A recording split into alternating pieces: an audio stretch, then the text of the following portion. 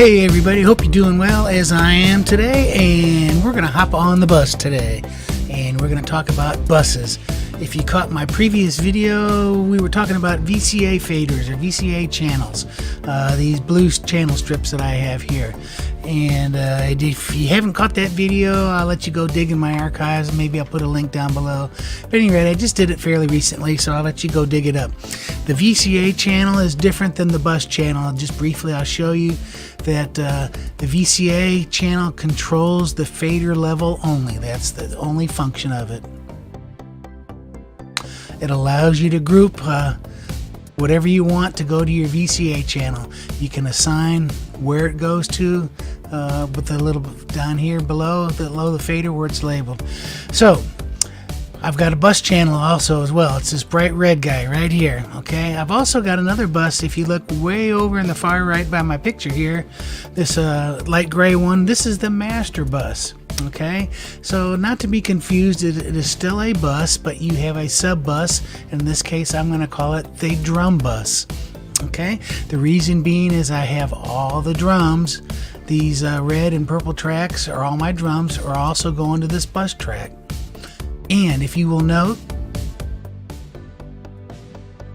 they also control the volume as well, but they're not affecting the faders like my VCA. And you go, well, what's the purpose of that?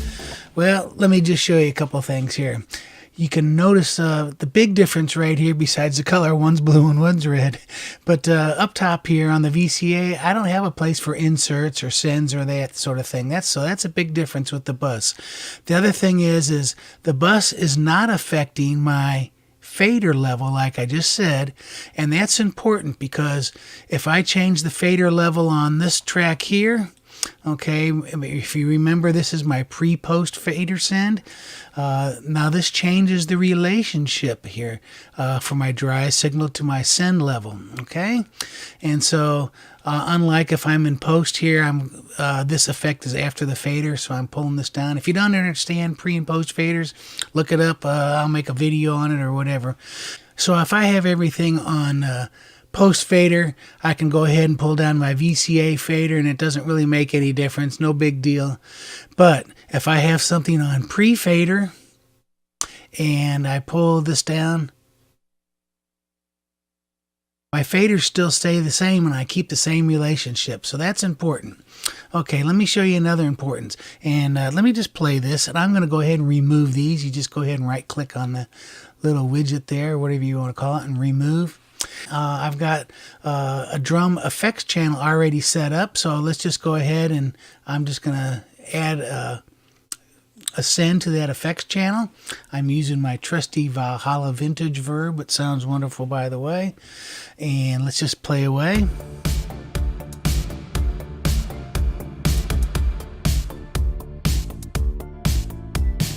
So all these tracks are being sent to this red bus, and then I have a send going to my effects channel.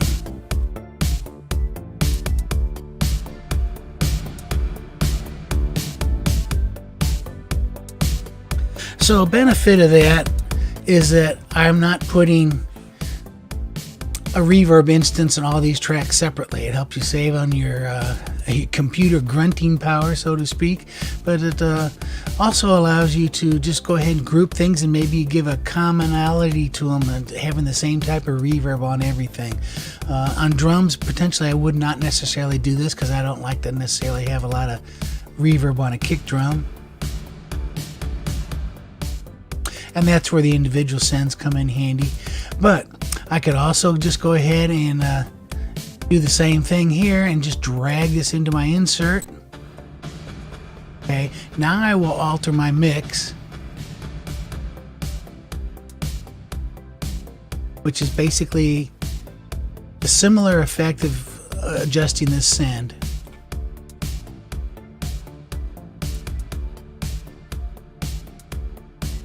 So I've got two ways that I can go ahead and get effects on a bus channel. I can just put one on the insert, or I can use it as a send. I'm going to go ahead and remove this puppy dog, and we don't need that anymore. And so that is basically the main difference between the VCA channels and the bus channels. But the purpose of the bus channels is to group all the channels and have them routed into a subgroup with not affecting the fader level. VCA channel affects the fader levels. The bus, since everything, the output of this, the sound is going into this channel first before it goes out to the master fader. It basically is just a master fader on this for the group, and then we're going over here to the far right to the main out master bus, as I said earlier. And that's basically it. It gives you a lot of flexibility. And Studio One, it's super easy to set up, and that's one of the highlights of the program of using Studio One. And if you stay tuned, I'm going to talk more about effects channels and all that coming up. So I ask you to subscribe, squash the notification button, all that good stuff. And we're out of here, right? We're going to be having a good time. We'll talk to you later.